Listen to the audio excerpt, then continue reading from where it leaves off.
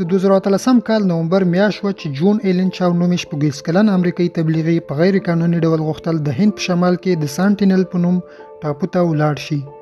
په دې ټاپو کې اوسیدونکو خلک د شمالي سانټینل قوم په نوم یادېږي او دا قوم د نړۍ آخري قوم دی چې له نورو انسانانو سره هیڅ اړیکه نه لري، یعنی دوی د بهرنۍ نړۍ په اړه هیڅ معلومات نه لري.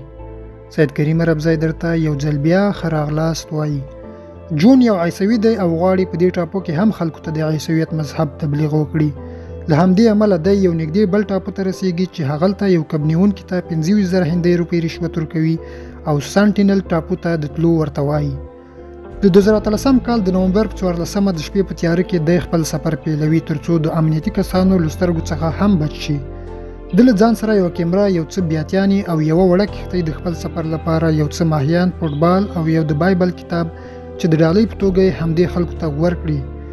د نومبر 15 سهار کله چې دی ټاپو ته نږدې شي، دې وخت کې دی غواړي ټاپو ته یوازې داخل شي.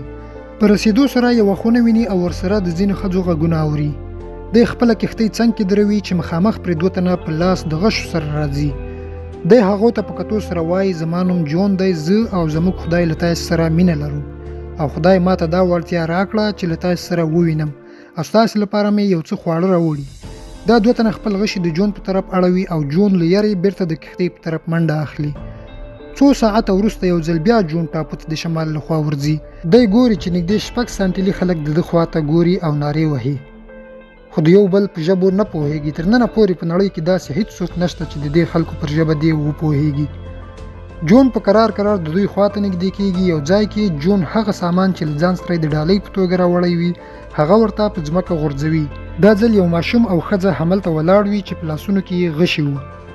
جون د دوی سره د خبرو کولو کوښښ کوي، خو د شا له خوا یو سانټیلي شخص د ده کښتۍ غلا کوي او دی د بایبل په اړه دې خلکو ته معلومات ورکول غواړي. خو له لږ ځنډ وروسته هغه ماشوم په جون د غشي ګزار کوي، خو غشی پر بایبل کتاب لګیږي چې جون له غش څخه وژغورل شي.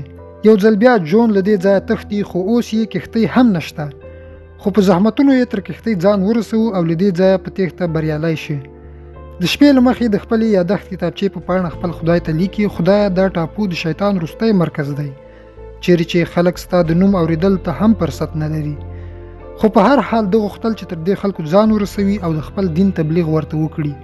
همدارنګه یو ځل بیا د کښتۍ په رانیولو سره دی د ټاپو په طرف حرکت کوي. دا ځل یې د ټاپو په طرف وروستی تګ شي.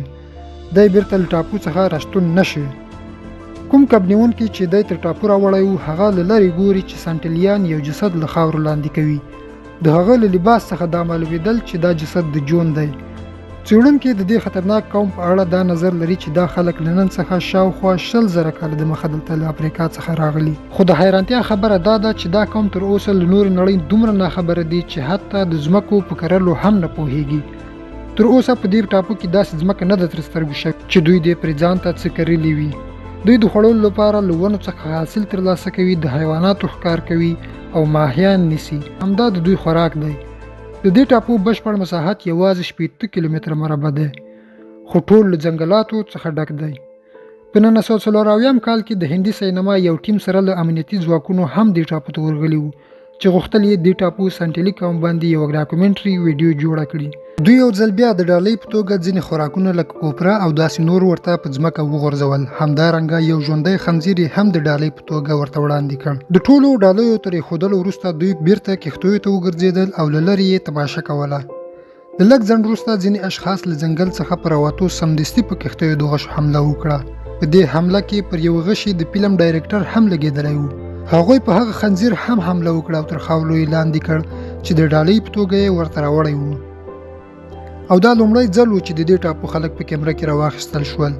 په کال 1981 کې یوه کښتۍ د پرایمروز په نوم چې له بنګلادیش څخه استرالیا ته روانه وه، خو د توپان راتګ له امله کښتۍ خرابه او د همدې ټاپو تر څنګ ودرېده. همدارنګه یو ځل بیا د دې ټاپو خلکو پر کښتۍ د غشو حمله وکړه، خو قسمت د دې خلکو ځکه ښه و چې د ځنګلیانو غشي د دوی تر کښتۍ نه رسېدل. همدارنګه تر یوې هفتې وروسته د هلیکاپټر په ذریعه ټول مسافر وژغورل شول. خو دا پیښه د دې سانټیلي قوم لپاره یوه تاریخي پیښه وه، ځکه دوی په لومړی ځل د اوسپنې دومره لویه کښتۍ ویني. او تر دې وروسته کله هم چې د دې ټاپو خلکو سره د اړیکې نیولو هڅه کېدله، دا روښانه شوې وه چې دوی پر خپلو غشو کې اوسپنه هم کارولې وه او دا اوسپنه یې له همدې کښتۍ ترلاسه کړې. دا کښتۍ اوس هم تاسې پر ګوګل کتلی شئ چې د ټاپو خورا نږدې سیمه کې ویجاړه پرته ده.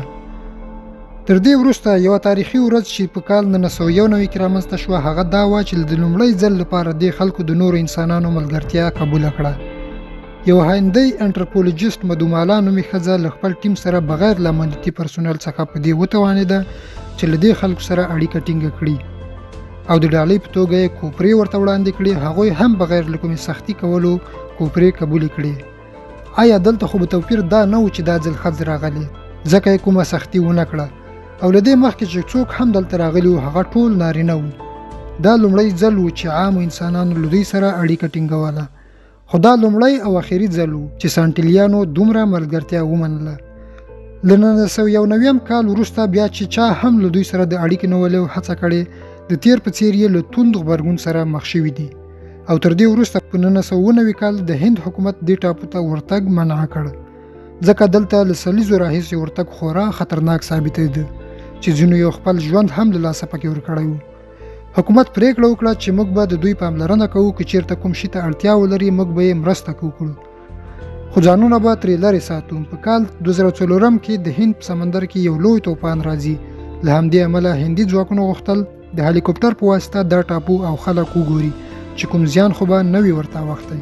خو ټاپو ته په رسېدو په هلیکوپټر د غشو ګزارونه شروع شول او دوی هم پوه شول چې خلک روغ جوړ دي، مطلب دوی ته کوم زیان نه دی اوښتی. په کال 2006 کې 2 کبنیونکي له بده مرغه د دې ټاپو ترڅنګ له یوې حادثې سره مخ کېږي او سانټیلیانو پر دوی حمله وکړه چې دواړه یې ووژل. تر دې وروسته حکومت پریکړه وکړه چې د ټاپو 15 کیلومتري چاپیریال ته باید څوک داخل نشي. د معلوماتو له کتلو او اورېدلو نړۍ مننه. کوم معلومات خوښ شوي وي له خپلو دوستانو سره هم شریک کړئ.